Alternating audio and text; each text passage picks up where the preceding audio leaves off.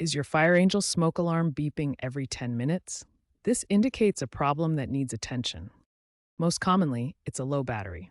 Replace with a new 9-volt alkaline battery. Ensure correct polarity. If beeping persists after battery change, dust on the sensor could be the issue.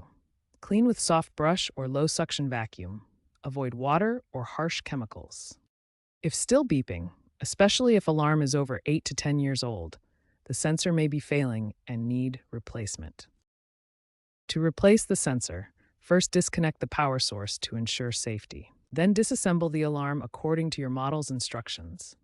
Refer to the manual for guidance. Remove the old sensor and install a new compatible sensor from FireAngel.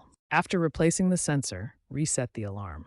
For standard models, power cycle by removing the battery for 30 seconds, then reinsert it. Press and hold the test button for 10 seconds post-installation. If you have an app-connected model, use the FireAngel app to perform a digital reset, which recalibrates the sensor. If problems persist, consult a professional or contact FireAngel support. Remember, a functioning smoke alarm is crucial for your safety.